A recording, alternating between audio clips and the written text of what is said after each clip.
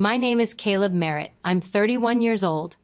Last Tuesday morning, I sat in a gray conference room on the 14th floor of Hartwell T.U.H. Bloom Attorneys at Law in downtown Columbus, Ohio, and I listened to 11 voicemails in a row.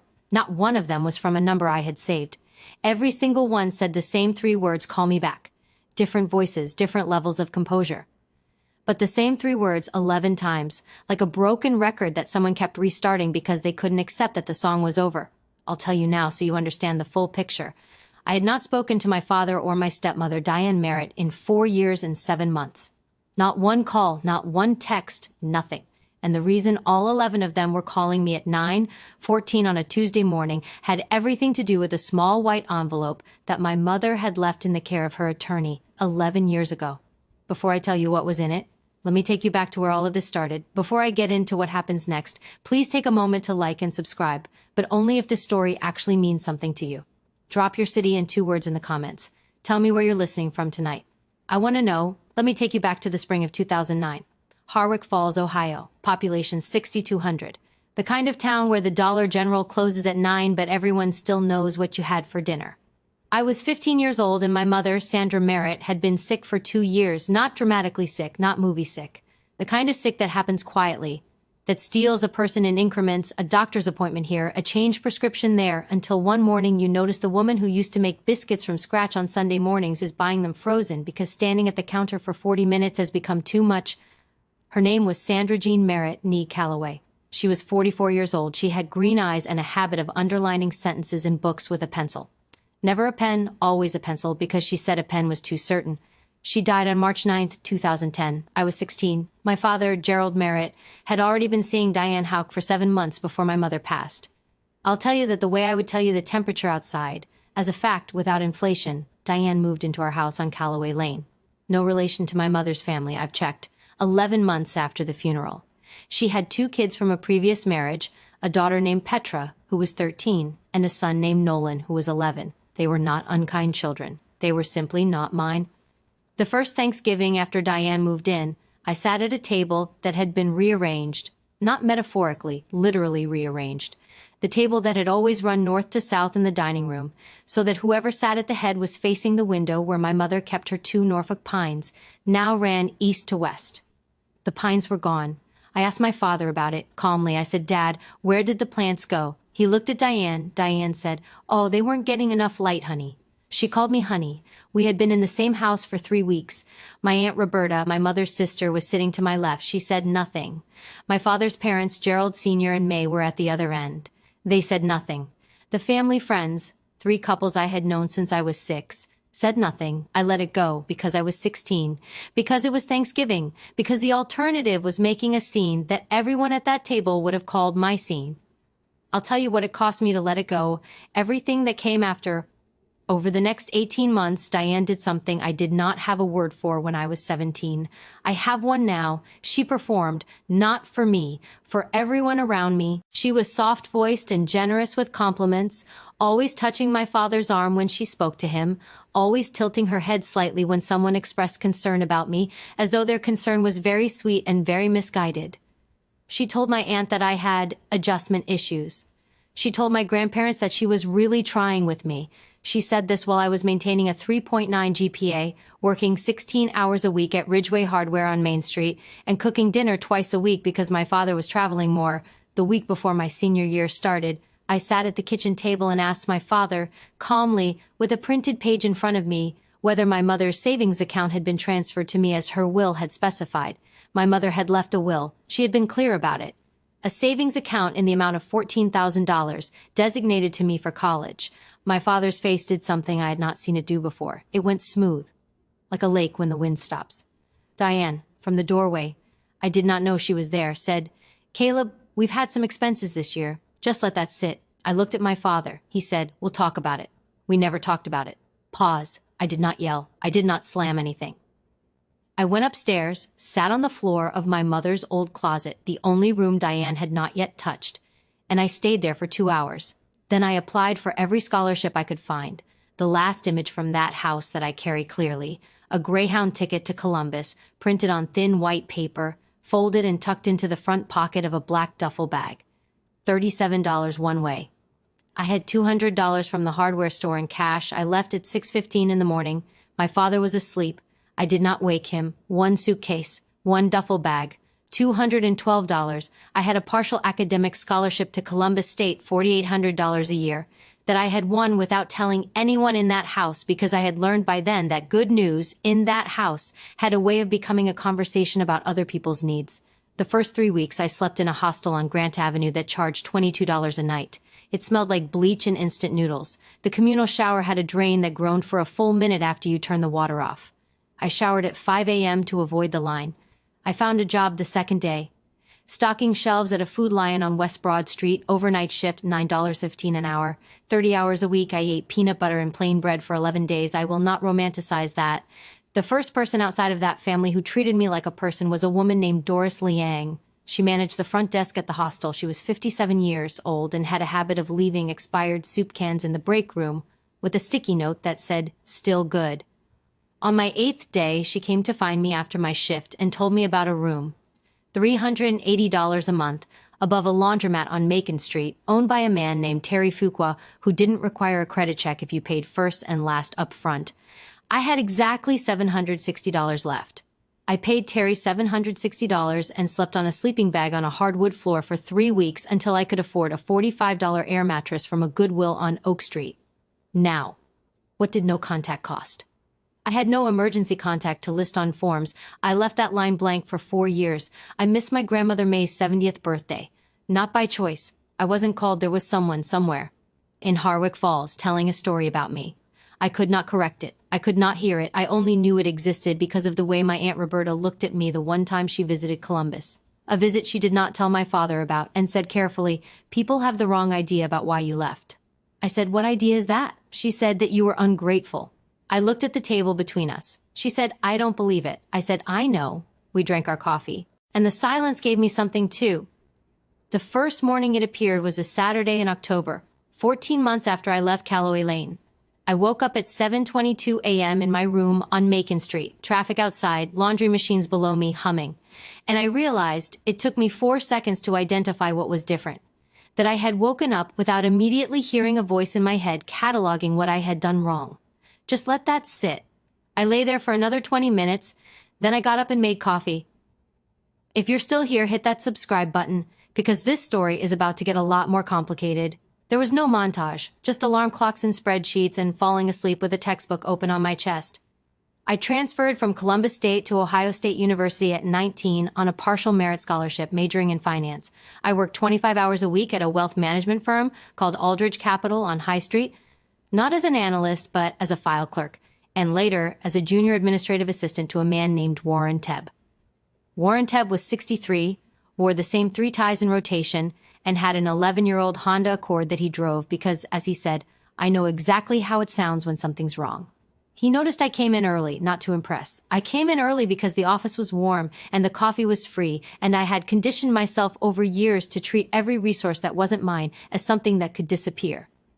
One morning, he looked up from a file I had organized and said, "You check everything twice." I said, "Yes." He said, "Why?" I said, "It's how I grew up."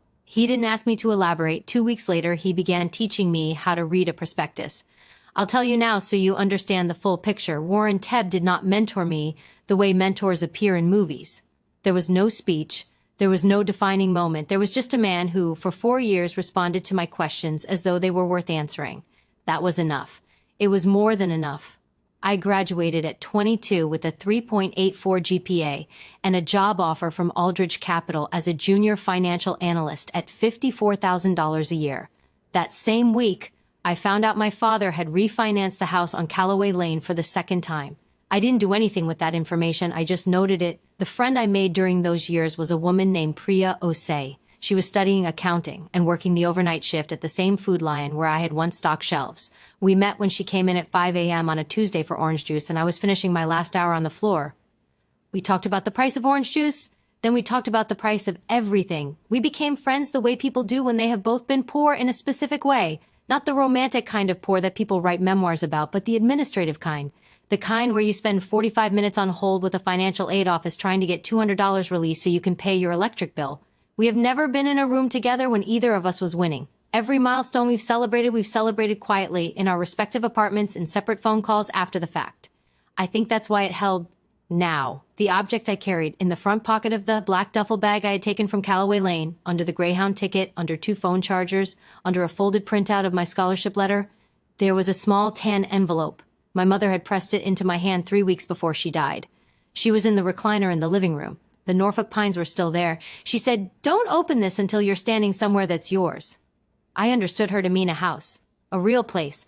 I kept the envelope for 9 years. I moved 5 times. I carried it each time in the front pocket of the same duffel bag, which I kept even after I could have replaced it, because the bag had become a kind of instrument, something whose specific weight I knew.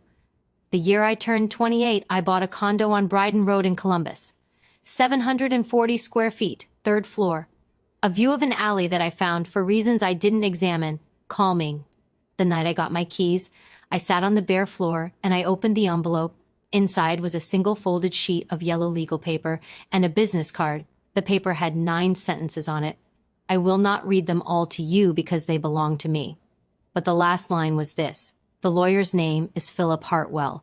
He's been holding something for you since 2008. When you're ready, go." The business card was for Hartwell T. Bloom Attorneys at Law, Columbus, Ohio. I sat on that floor for 40 minutes. Then I called Philip Hartwell's office the next morning at 8:47 a.m. He answered on the second ring. He said, "Mr. Merritt, I've been expecting your call. Philip Hartwell told me that my mother had established a trust in 2008, the year she was first diagnosed, that she had transferred the bulk of her assets into it, quietly over 14 months, with the help of her own mother's estate lawyer, a man named George Paulson, who had since retired to Tucson.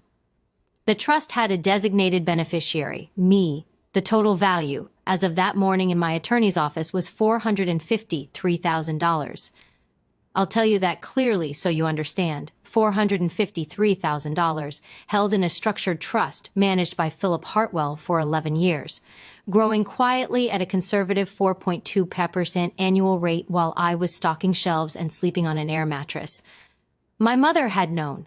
She had known what was going to happen to that house. She had known she could not protect me in person, so she protected me the only way she could. With documentation, with a lawyer she trusted, and with a single instruction: wait until he's standing somewhere that's his. Pause. It took me 4 days after meeting Philip to feel anything clearly. I cried once alone in the alley-facing window of my condo at 2:11 in the morning. Then I kept moving. The question is, how did Diane find out? A colleague of my father's, a man named Dennis Garfield, happened to see my name on a list of rising analysts published by Columbus Business First magazine. He mentioned it to my father at a cookout in June, casually, the way people do when they assume everyone already knows. My father did not already know. He came home and told Diane. Diane searched my name. She found the article. She found my firm's website. She found a photograph of me in a gray blazer at an industry event in 2019, smiling at someone off camera. I know this because my Aunt Roberta told me later that Diane's first response upon seeing the photograph was not, "He looks well." It was, "How much does he make?" The messages came in waves. The first was from my father, measured. He said he had heard I was doing well and he hoped we could reconnect. He said the word reconnect like it was a button he had found in a manual. The second was from Diane, warmer. She used my name 4 times in 40 seconds, which is a rhythm I've since learned to recognize. She mentioned family. She mentioned forgiveness. She mentioned that Petra had a new baby. I was apparently an uncle now, and that it would mean so much. The third was from my grandfather Gerald Sr., who I had always liked and who sounded genuinely confused, like someone who had been handed a script he wasn't sure he agreed with.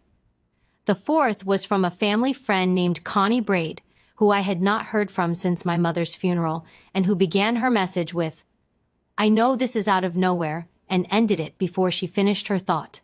The 5th through 11th were variations, different voices, different textures, but every single one underneath the warmth and the invitations and the mentions of family. Every single one was asking the same thing, not "Are you okay?" Not "We're sorry." They were asking, "Come back into reach." I listened to all 11 voicemails in that gray conference room on the 14th floor. Then I set the phone face down on the table. Then I looked at Philip Hartwell and said, "Okay, what are our next steps?" The Columbus Business Leaders Forum is an annual event held at the Scioto Grand Hotel on Front Street, hosted by the Greater Columbus Chamber of Commerce.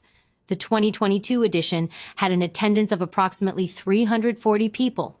I was invited to speak on a panel titled First Generation Wealth, Building Without a Blueprint. I had known about the event for 4 months. I had not known until 11 days before that my father was also registered to attend. He worked for Danforth Manufacturing, which was a chamber member. He had attended before. My Aunt Roberta told me when she saw the attendee list. She worked adjacent to the chamber through her job at a regional bank. She said, "Do you want me to say something? I said, "No." She said, "You don't have to go." I said, "I know."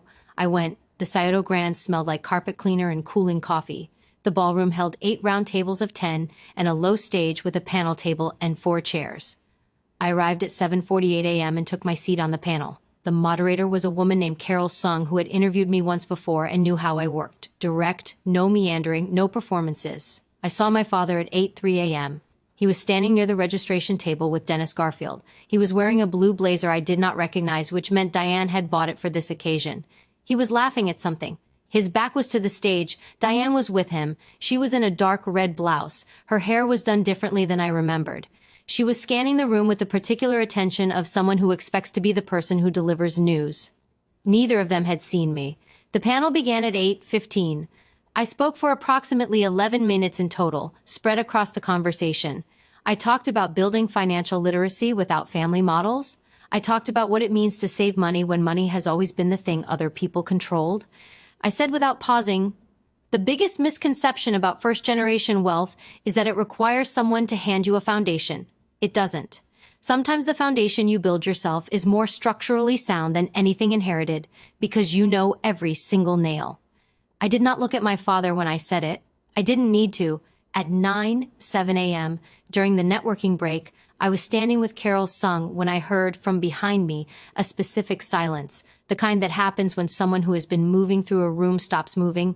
I turned around. My father was 12 feet away. He looked at me the way people look at something they expected to find small and found instead at eye level.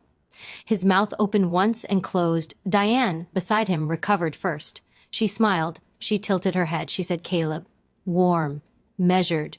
The smile was for the people around us. I said, "Hi, Dad." My father said, "You look," and then stopped. "Good," I said. "I know." Diane said, "We've been trying to reach you. It's so important to us," and she touched my father's arm right on cue. I looked at her. I said, "Diane, I know why you've been calling." She said, "Family." I said, "I've spoken with Philip Hartwell." The smile stayed on her face, but something behind it shut off. Like a light behind a curtain, Nolan, Diane's son, now 24, was standing 3 feet to her left. He said nothing, but he looked at the floor, which told me something. I looked at my father. He said, "We should talk privately." I said, "We are talking privately." He said, "There's a lot you don't know about the financial situation with the house." I said, "Dad." He stopped. I said, "I love you, and I'm not going to do this here." He said, "Then when?" I said, "I'll send you an email tonight." I extended my hand. He shook it. Out of reflex, I think. Diane watched this happen. Then I turned and walked back to Carol Sung, who had been looking at the middle distance during all of it, with the particular grace of someone who understands which moments require them to become part of the wallpaper. That night, at 10:42 p.m., from my desk at home, I sent one email. To my father. BCC to Philip Hartwell. It was 4 paragraphs long. I will give you the shape of it, not the words. The first paragraph named what I knew. The $14,000 from my mother's savings account that had been used without my consent, and the 11 voicemails I had received after a photograph appeared in a magazine. The second paragraph named what I would not do. I would not return to a family dynamic that required me to perform gratitude for people who had taken things that were not theirs.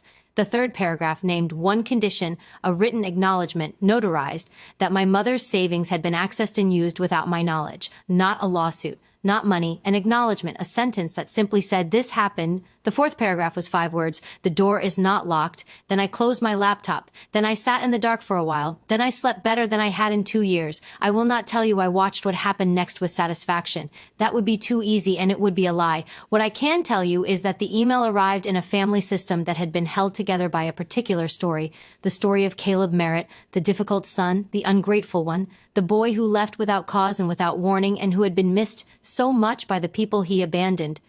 That story required me to be small or invisible or at least unreachable. The photograph in the magazine had made me visible, the panel appearance had made me present, the email made me clear. And clarity in a system built on performance is a kind of explosion, not dramatic, not loud, but structural. My Aunt Roberta called me 8 days after the email. She said that my grandfather, Gerald Sr., had pulled my father aside at a Sunday dinner and said, for the first time in 11 years, "Gerald, was there money of Sandra's that wasn't passed to the boy?" My father had not answered. His silence was the answer. Gerald Sr. did not forgive my father in the way people forgive in movies. He didn't make a speech. He didn't issue a decree. He simply stopped asking how the house was coming along, a question he had asked every Sunday for 6 years, because the house was the one thing Diane had always needed people to be interested in. That was it. That was his reckoning. Small, specific, late, not worthless. Diane, I was told through my aunt, began reaching out to mutual family friends in a different register, less warm, more urgent. She told Connie Braid that I had sent a legal threat. Connie, to her credit, asked to see it. Diane did not show it to her. Connie stopped coming to the house on Calloway Lane for Sunday dinners. Not because of me. I had not spoken to Connie. I think Connie simply did the math. Nolan called me once, 7 weeks after the forum. He was the only person from that family who had my current number. We had exchanged it years before, neutrally, without weight. He said, "I'm not calling for her." I said, "I know." He said, "I just want you to know that I saw what happened in that house when we were kids." I said, "What did you see?" Long pause. He said, "Enough." We talked for 23 minutes. It was not enough to repair anything. It was something else, an acknowledgement from a person who had also been inside something and who had not had the words for it until he was 24 years old. I am not certain what Nolan and I are to each other now. I have not figured that out. I am leaving that door with its hinge intact for now. My father sent a reply to the email 41 days after I sent it.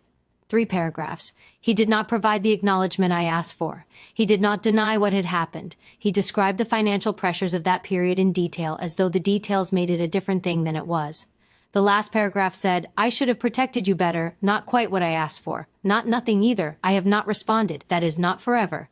It is just for now. In January of last year, with Philip Hartwell's help, I established a small fund through the Ohio State Financial Aid Office. It is called the Sandra Jean Calloway Emergency Fund.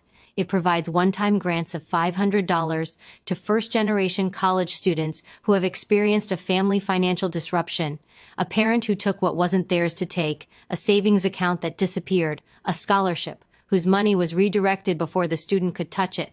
It is not large. It has helped 9 students so far. It is named after a woman who, with a pencil in her hand and 11 months left to live, sat down and made sure that when I was ready, really ready, standing somewhere that was mine, there would be something waiting for me. I think about that often. The pencil specifically, she said pens were too certain. She preferred pencil because it left room to revise. I think about what she knew and what she planned for and the specific precision with which she loved me. Last Thanksgiving, I had 11 people in my condo on Bryden Road. The table is a $140 folding table from Costco, covered with a cloth I bought at a Home Goods for $22. The plates don't match. Priya brought hers, I have mine. Warren Tebb brought 2 extra place settings in a tote bag because he knows I always undercount. His wife Margaret brought a wine she described as completely indefensible at $9, but it works. She was right. It worked. Doris Leanne came. She retired from the hostel on Grant Avenue in 2020 and spends most of her time doing something with community gardens that she explains very thoroughly whenever anyone asks.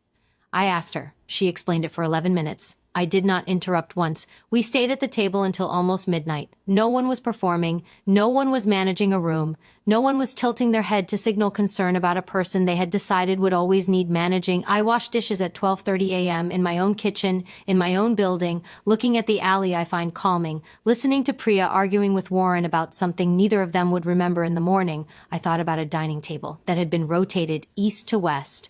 I thought about 2 Norfolk pines. I thought about a pencil mark in the margin of a book. I did not say any of this aloud. I just kept washing the dishes. If you're still listening, I want to say something directly to you.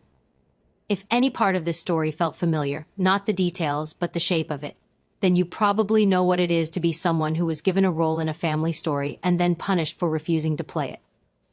You know what they call you when you stop performing the role? Ungrateful. Cold. Difficult. Too sensitive. Too proud. Gone. Those words sound like descriptions. They are not descriptions. They are the sound of someone losing control of a story they never had the right to tell in the first place. Here is what I know to be true, and I'll say it plainly. The people who take from you, who reach into the space between who you are and what you deserve and quietly help themselves, they almost always do it while performing love. They are warm, they are sorry for you. They dab their eyes in rooms with witnesses, and they count on you being too young or too desperate or too uncertain to say, I see what this is. My mother saw it. She couldn't stop it directly. So she went to a lawyer with a pencil and a yellow legal pad, and she built me a floor, 11 years in advance, for the moment I would need to stand on something solid. You don't have to have a trust fund to have a floor. Your floor is the truth you carry. The thing you saw clearly, even when everyone in the room was telling you that you saw it wrong. Don't let them revise it. I want to leave you with one question. If your family, the one that went quiet or the one you left or the one that is still calling after years of silence, if they called you tomorrow, what do you think they would say? Help me. Or I'm sorry. Think about it. Then drop it in the comments. I read every single one, and the difference between those two answers will tell you everything you need to know. If this story stayed with you, there are more on this channel. Stories about the quiet decisions that change a life, told by the people who made them and survived them. Thank you for listening. I'll see you in the next one.